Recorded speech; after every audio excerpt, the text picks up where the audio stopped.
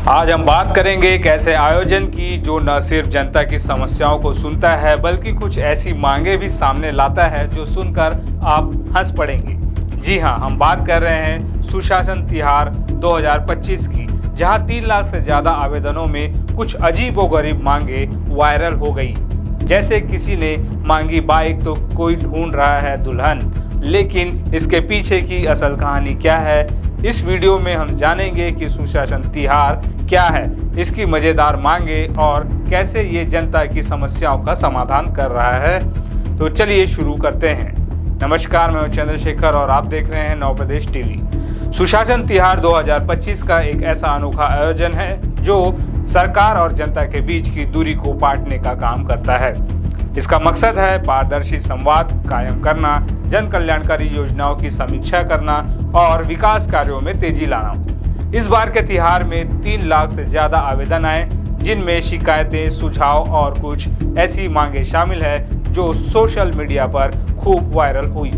और यकीन मानिए, इन मांगों को सुनकर आप भी हैरान रह जाएंगे। चलिए पहले बात करते हैं उन अजीबोगरीब मांगों की जो चर्चा का विषय बनी।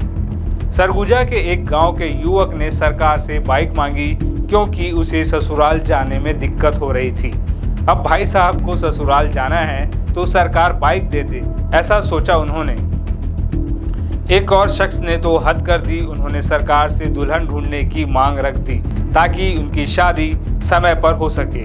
और ये सुनिए, एक पंच ने गांव में अहाता खोलने की अर्जी लगा दी। कुछ लोगों ने तो अपनी पत्नी को वापस दिलाने की गुहार भी लगाई।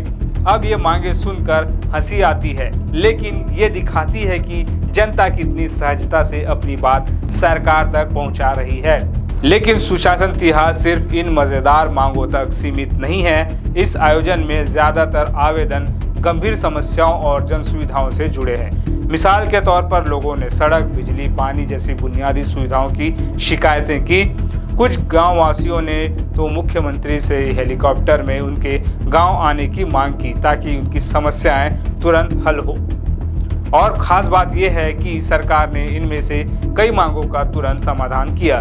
5 मई से 31 मई तक समाधान शिविर लगाए गए हैं, जहां लोगों को उनके आवेदन की स्थिति बताई गई और कई मामलों में मौके पर ही समस्याएं हल की गई।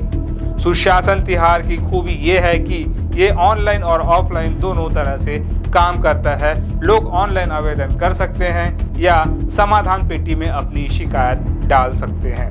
इन आवेदनों को समयबद्ध तरीके से देखा जाता है। कुछ मामलों का समाधान तुरंत होता है तो कुछ को उच्च अधिकारियों के पास भेजा जाता है। इस बार 3 लाख से ज्यादा आवेदनों में से कई का समाधान हो चुका है, खासकर स्थानीय विकास और जन सुविधाओं से जुड़े।